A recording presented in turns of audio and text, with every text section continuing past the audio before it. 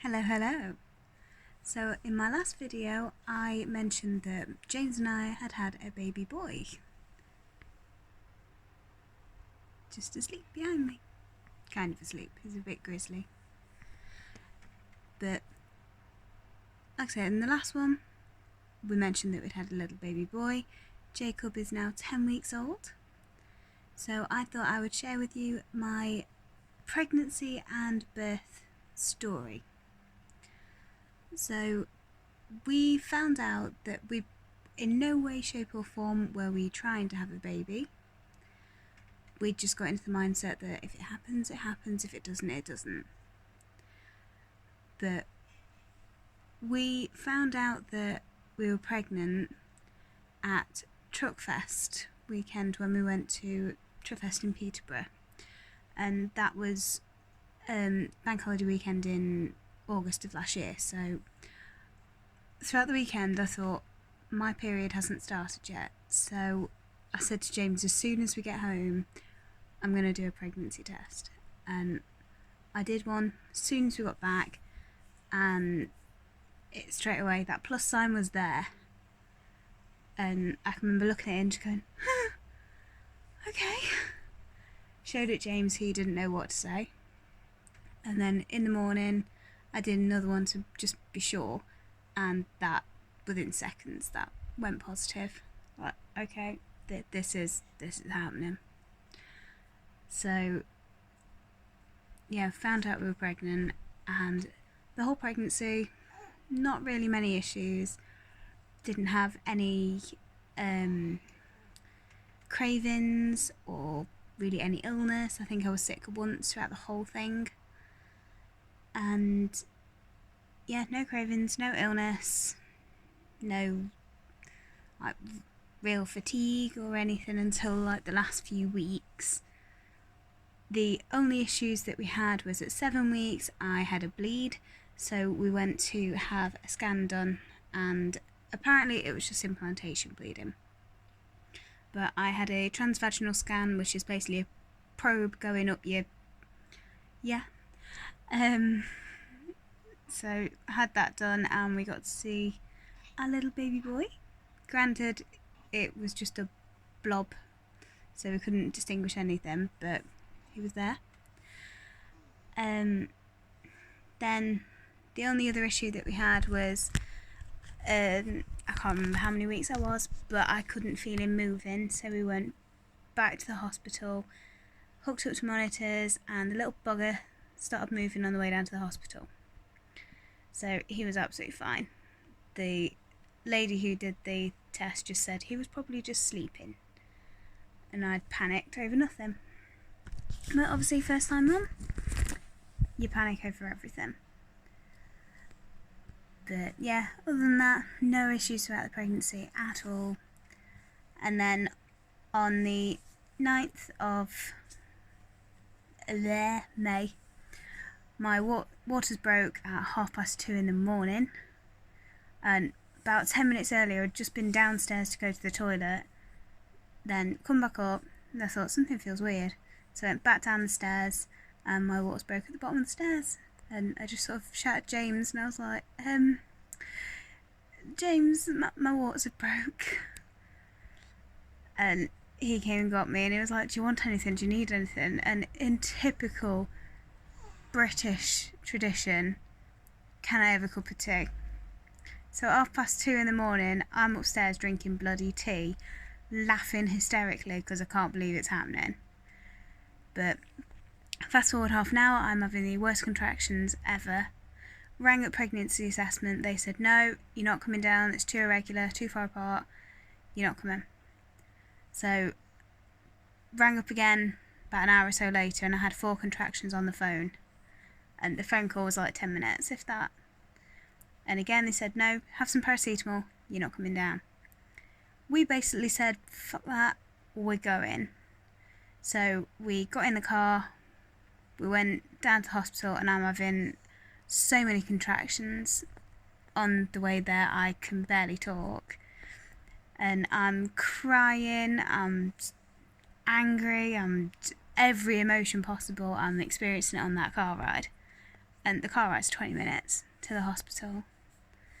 So we get there, I'm in that much pain that I need a wheelchair as soon as we get there. And we get wheeled into the birthing room because I wanted a water birth. So they wheel us into the room. Straight away I'm giving gas and air, which is shit. It doesn't work. But it was nice just to like have the placebo effect that this is working, and it's like this is not working at all. But nevertheless, go in, I'm examined, and by that time I'm 2 centimetres dilated at the beginning of the exam. By the end of the exam I'm 4 centimetres dilated because those exams are brutal. And then after the exam I'm allowed to get into the pool, and my god, it is the nicest pool ever. For about 5 seconds until everything just sort of comes out and the water just goes nasty. But nevertheless, you stay in there for a few hours. My contractions hadn't improved, they were still very irregular. Nothing was really happening, so get out of the pool, have another examination. I'm now 6 centimetres dilated and I'm struggling with the pain. So I was given a pethidine injection, but with a pethidine injection you're not allowed to go into the pool because it is an anaesthetic. So I had to stay out of the pool for 2 hours, and the contractions didn't stop but improved. Like, I could handle them. So a couple of hours go past and I'm allowed back in the pool. By now my contractions are very, very far apart. They've slowed right down, but they're still intense. So the midwife examined me again and she said, you're 8 centimetres dilated. By this point I'm crying because I'm thinking this is not progressing, what the hell's happening? So and at this point I'm pushing, I'm like trying to push Jacob out and it's just not having it. But by this point one of the other nurses, she comes in and she says, right, we're going to try you on amoxicillin to try and get your contractions going again. And we were transferred into a different room, and this is where this is all happening. And I just said to her, at this point, I want a cesarean, or I'd be happy with a cesarean or something. I just want this over. She's like, no, we're not going to give you a cesarean because you don't need one yet. And this is like 18 hours in. And I'm like, I'm done. I can't do it anymore. And typical, they're like, no, you can do this, you can do this. And I'm like, I can't do this, I won't do this, I'm not pushing anymore. So after quite a bit of screaming and crying on my part and begging, they finally agree to have a cesarean. And she did really not want to do it. She was not happy that I was asking for it. But got prepped to go down. They did the epidural in my back, and the pain kept shooting to one side, and I kept saying that it hurts. And they're like, where's it hurting? I was like, my lower back on my left side. And then they kept taking it out, putting it back in, taking it back out, putting it back in. By the end of it, I looked like a pincushion.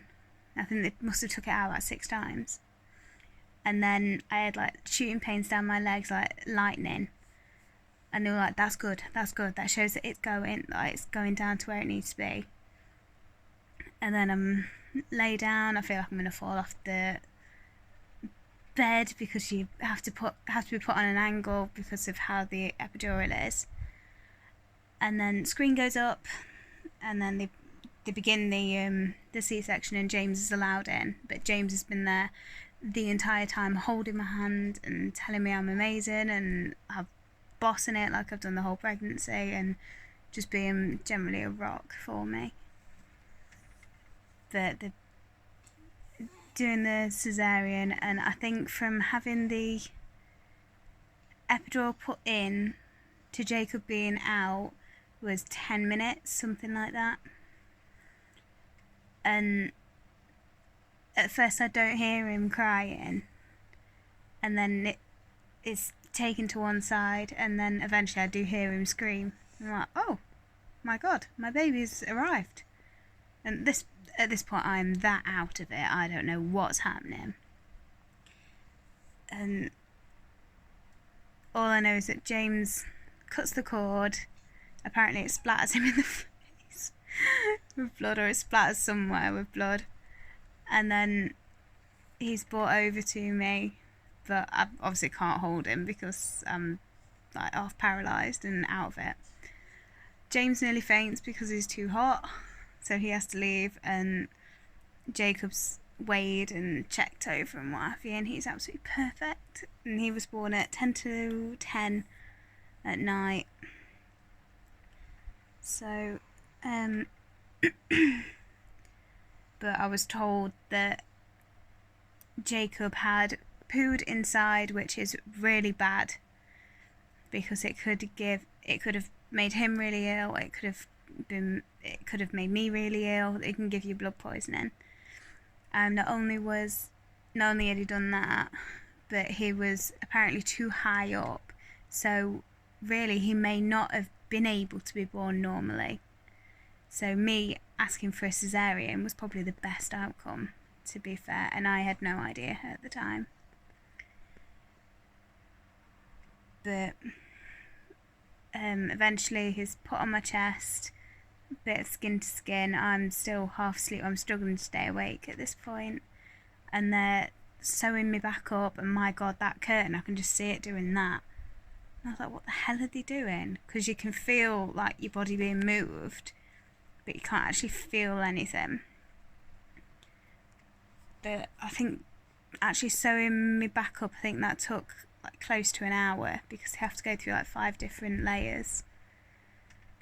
So eventually stitched up, we're both sort of cleaned off, we're good to go, and then we get taken onto the ward at near enough midnight. I think it's like 10 to midnight that we get on that ward. And Jacob's sugar was really low when he was born. His umbilical cord gas was low or something, so he was on 2 hourly checks, so I got sod all sleep. But then Jacob was back there like 10 o'clock the following morning, and yeah, everything was just plain sailing near enough after that. So yeah, had no problems with the incision or with aftercare or anything. So yeah, I think, according to my notes, that is it. So if you have any questions or want to know anything else about the birth or pregnancy or anything like that, don't hesitate to ask, and I will see you in the next video. So until then,